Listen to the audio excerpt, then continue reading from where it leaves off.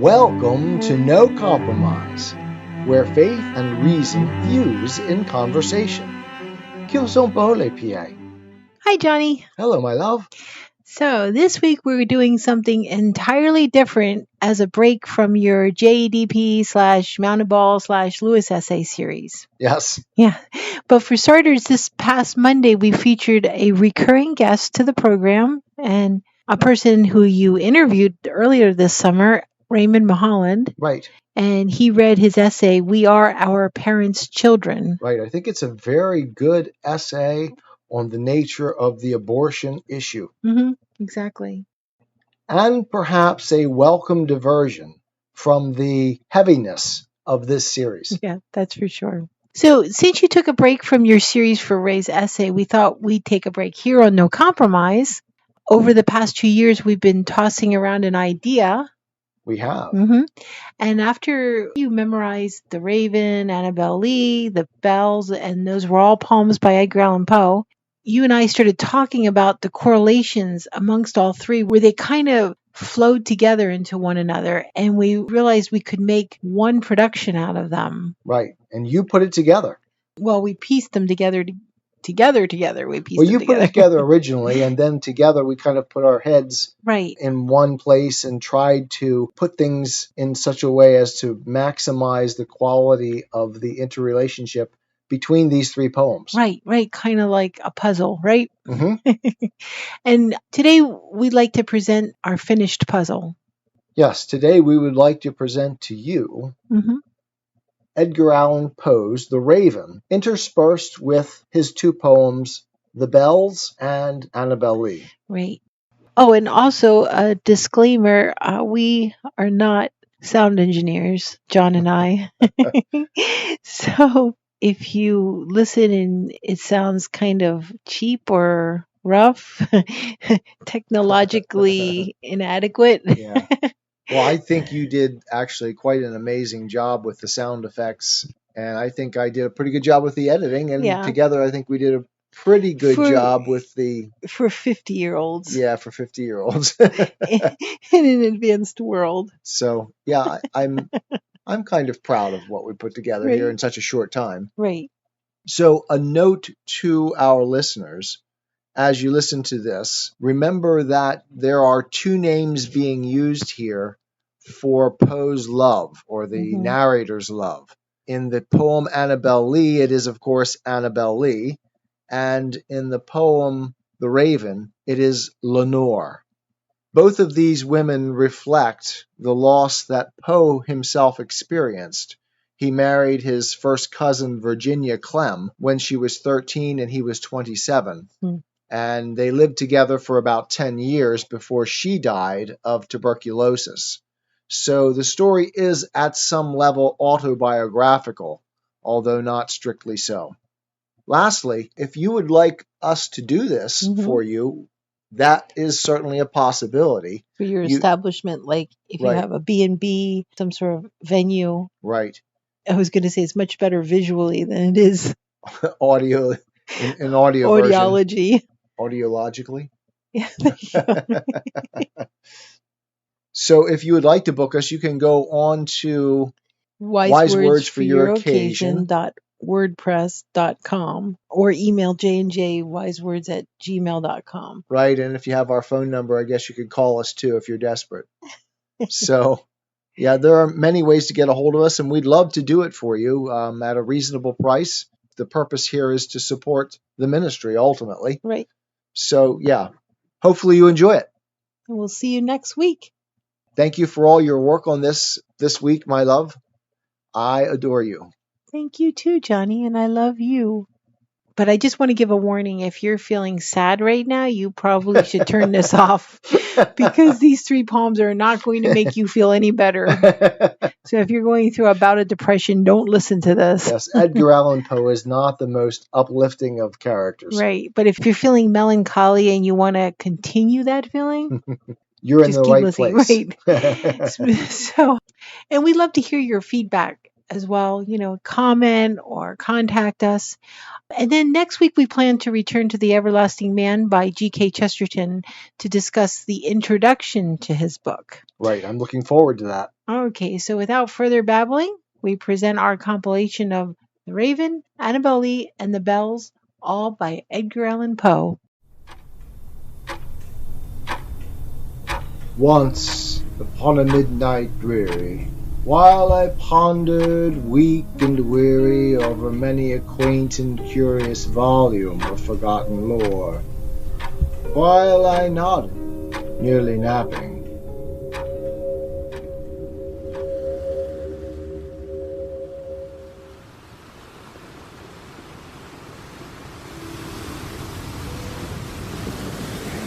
it was many and many a year ago, in a kingdom by the sea, that a maiden there lived, whom you may know by the name of Annabel Lee.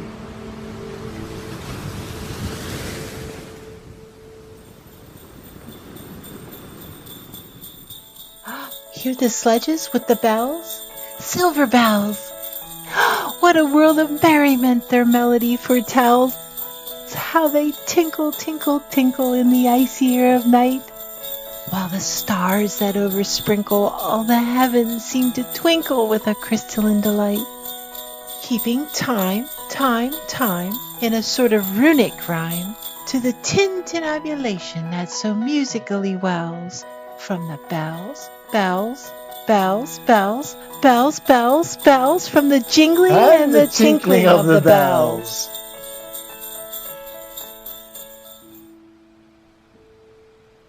And this maiden, she lived with no other thought than to love and be loved by me.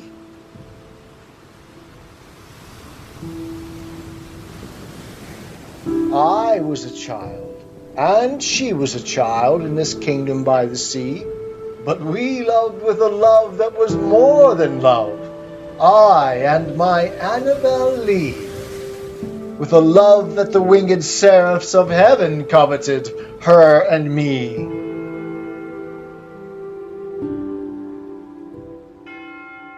Hear the mellow wedding bells, golden bells, what a world of happiness their harmony foretells. Through the balmy air of night, how they ring out their delight, from the molten golden notes, and all in tune. What a liquid ditty floats to the turtle dove that listens while she gloats on the moon. Oh, from out the sounding cells, what a gush of euphony voluminously wells! How it swells! How it dwells on the future! How it tells of the rapture that impels to the swinging and the ringing of the bells. Bells, bells, of the bells, bells, bells, bells, bells, bells, bells, to the rhyming and the chiming of the bells.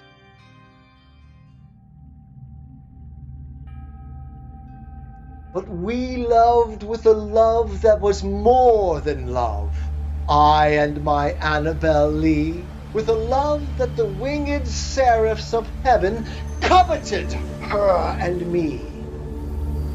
This was the reason that long ago in this kingdom by the sea, a wind blew out of a cloud, chilling my beautiful Annabel Lee.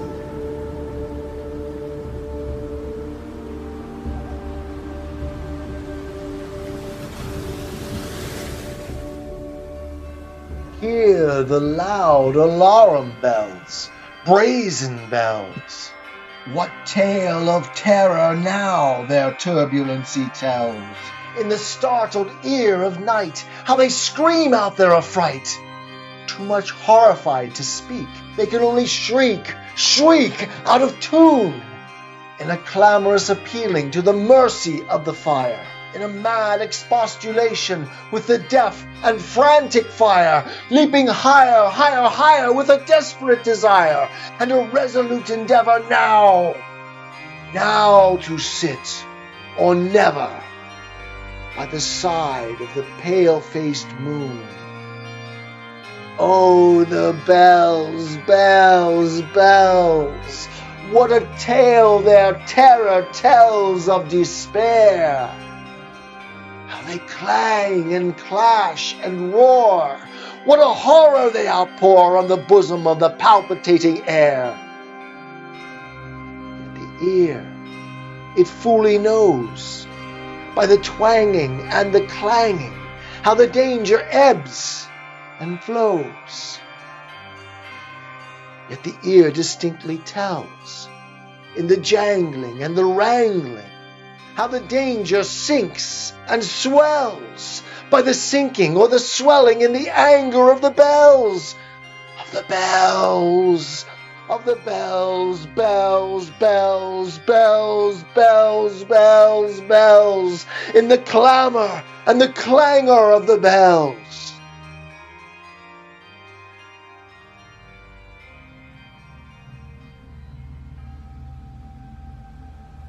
So that her high-born kinsman came, and bore her away from me, to shut her up in a sepulchre in this kingdom, by the sea. The angels, not half so happy in heaven, went envying her and me. Yes, that was the reason, as all men know in this kingdom by the sea, that the wind came out of the cloud by night, chilling and killing my Annabel Lee.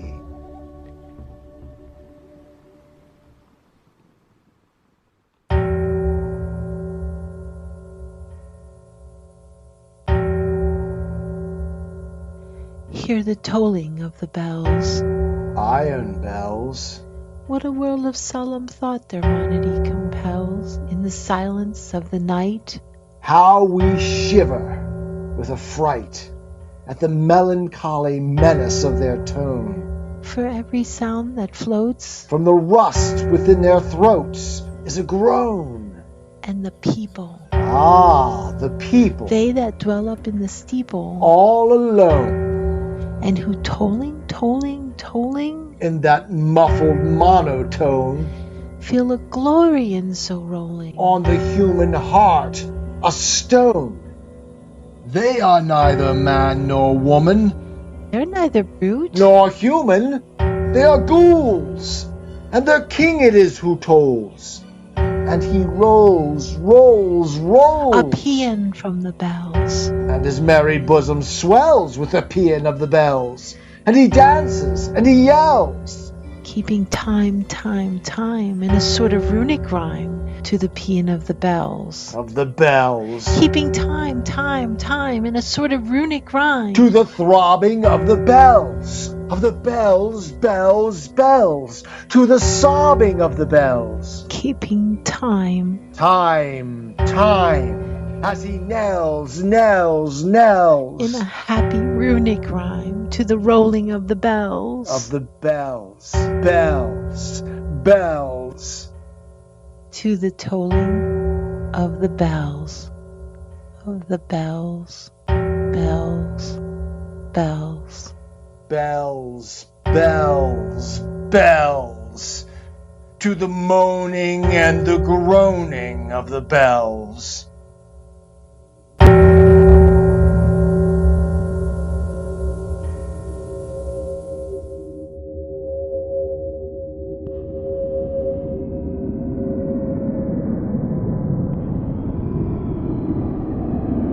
While I nodded, nearly napping, suddenly there came a tapping, as of someone gently rapping at my chamber door. "'Tis some visitor," I muttered, "tapping at my chamber door. Only this and nothing more." Distinctly I remember. It was in the bleak December, and each separate dying ember wrought its ghost upon the floor. Eagerly I wished the morrow. Vainly I had sought to borrow from my books surcease of sorrow. Sorrow for the lost Lenore, for the rare and radiant maiden whom the angels name Lenore, nameless here forevermore. And the silken, sad, uncertain rustling of each purple curtain thrilled me, filled me with fantastic terrors never felt before, so that now, to still the beating of my heart, I stood repeating, "'Tis some visitor, entreating entrance at my chamber door. Some late visitor entreating entrance at my chamber door. This it is, and nothing more." Presently my soul grew stronger. Hesitating then no longer, "Sir," said I, "or madam, truly your forgiveness I implore. But the fact is, I was napping, and so gently you came rapping, and so faintly you came tapping at my chamber door, that I scarce was sure I heard you. Here I opened wide the door. Darkness there, and nothing more. Deep into that darkness peering, long I stood there, wondering, fearing, doubting, dreaming dreams no mortal ever dared to dream before. But the silence was unbroken, and the stillness gave no token, and the only word there spoken was the whispered word, "Lenore?" This I whispered, and an echo murmured back the word, "Lenore." Merely this, and nothing more. Back into the chamber turning, all my soul within me burning, soon again I heard a tapping, somewhat louder than before. "Surely," said I, "surely that is something at my window lattice. Let me see then what thereat is, and this mystery explore. Let my heart be still a moment, and this mystery explore. 'Tis the wind, and nothing more." Open here I flung the shutter, when, with many a flirt and flutter, in there stepped a stately raven of the saintly days of yore. Not the least obeisance made he, not a minute stopped or stayed he, but with mien of lord or lady perched above my chamber door, perched upon a bust of Pallas just above my chamber door, perched and sat, and nothing more. Then this ebony bird beguiling my sad fancy into smiling, by the grave and stern decorum of the countenance it wore. "Though thy crest be shorn and shaven, thou," I said, "art sure no craven, ghastly grim and ancient raven wandering from the nightly shore. Tell me what thy lordly name is on the night's Plutonian shore." Quoth the raven, "Nevermore." Much I marveled, this ungainly fowl, to hear discourse so plainly, though its answer little meaning, little relevancy bore. For we cannot help agreeing that no living human being ever yet was blessed with seeing bird above his chamber door, bird or beast upon the sculptured bust above his chamber door, with such name as Nevermore. But the raven, sitting lonely on the placid bust, spoke only that one word, as if his soul in that one word he did outpour. Nothing farther than he uttered, not a feather than he fluttered, till I scarcely more than muttered, "Other friends have flown before. On the morrow he will leave me, as my hopes have flown before." Then the bird said, "Nevermore." Startled at the stillness broken by reply so aptly spoken, "Doubtless," said I, "what it utters is its only stock and store, caught from some unhappy master, whom unmerciful disaster followed fast and followed faster, till his songs one burden bore, till the dirges of his hope that melancholy burden bore of never, nevermore. But the raven, still beguiling all my fancy into smiling, straight I wheeled a cushioned seat in front of bird, and bust, and door. Then, upon the velvet sinking, I betook myself to linking fancy unto fancy, thinking what this ominous bird of yore, what this grim, ungainly, ghastly, gaunt, and ominous bird of yore meant in croaking nevermore. This I sat engaged in guessing, but no syllable expressing to the fowl, whose fiery eyes now burned into my bosom's core. This and more I sat divining, with my head at ease reclining on the cushion's velvet lining that the lamplight gloated o'er, but whose velvet violet lining, with the lamplight gloating o'er, she shall press nevermore. Then, methought, the air grew denser, perfumed from an unseen censer, swung by seraphim, whose footfalls tinkled on the tufted floor. Wretch, I cried, thy God hath lent thee, by these angels he hath sent thee respite, respite and nepenthe from thy memories of Lenore. Quaff, O quaff this kind nepenthe, and forget this lost Lenore. Quoth the raven, nevermore. Prophet, said I, thing of evil, prophet still, if bird or devil, whether tempter sent, or whether tempest tossed thee here ashore, desolate yet all undaunted, on this desert land enchanted, on this home by horror haunted, tell me truly, I implore, is there balm in Gilead? Tell me, I implore.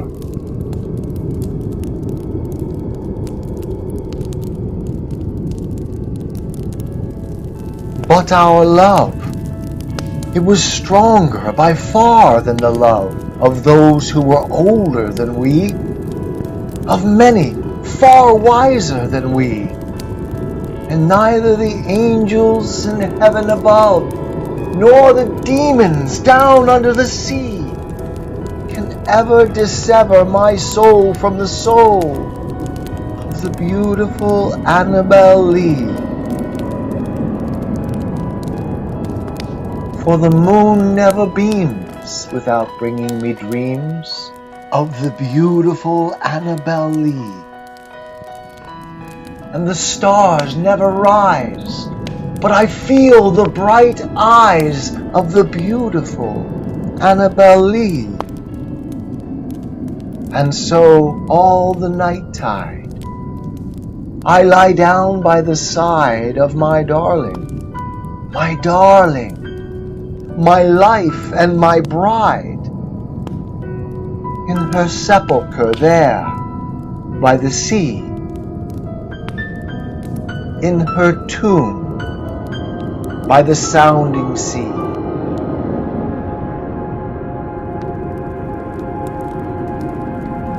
Quoth the raven, nevermore. Prophet, said I, thing of evil, prophet still if bird or devil, by that heaven that bends above us, by that God we both adore, tell this soul with sorrow laden, if within the distant Aidenn it shall clasp a sainted maiden, whom the angels name Lenore, clasp a rare and radiant maiden, whom the angels name Lenore. Quoth the raven, nevermore.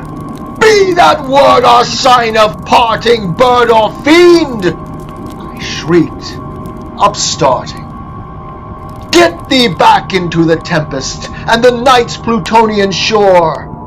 Leave no black plume as a token of that lie thy soul hath spoken. Leave my loneliness unbroken. Quit the bust above my door. Take thy beak from out my heart, and take thy form from off my door. Quoth the raven, nevermore. And the raven, never flitting, still is sitting on the pallid bust of Pallas, just above my chamber door. And his eyes have all the seeming of a demon's that is dreaming, and the lamplight o'er him streaming rose his shadow on the floor. And my soul from out that shadow that lies floating on the floor shall be lifted. Nevermore, nevermore, nevermore, nevermore.